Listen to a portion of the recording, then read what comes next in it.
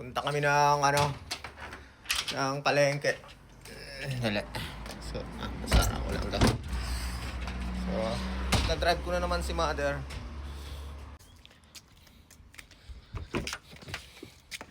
Malamig ngayon, oh. Wala kang makitang blue. Okay.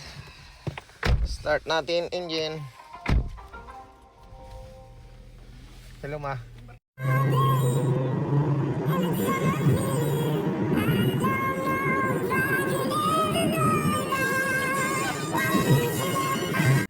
So habang nagmamaniho nga ako papunta sa shopping center, nagsuggest ang nanay ko na idaan ko daw siya sa gasoline station para magpakarga.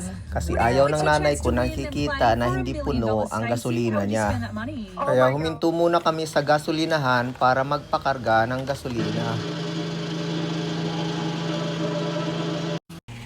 So nasa $40 lang. Ang nanay ko ang magbabayad. Magkano? 40 tapos 50 cents.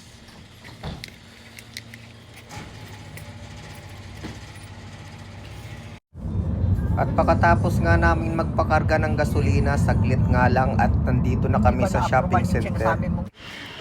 Dito na kami sa sa loob. Daming tao. Okay. So kaya kami nandito dahil bibili ako ng yung sapatos na pang trabaho. Yung gaya nito. Ayan. Sira na kasi yung sapatos na pang trabaho. Kailangan. Daming pagpipilian. Pero dito ata yung dito yung pang trabaho kasi hinahanap ko yung yung may bakal. So size 7, size 8. So nakapili na tayo. Ito na yung napili natin. Nabubuksan siya. So may bakal na dito. Mura lang siya, $69. Ayan. So ayan. Nakabili na tayo. Babayaran na lang to. $79 pala yung nabili ko. Hi, good. How are you? Yep. 79.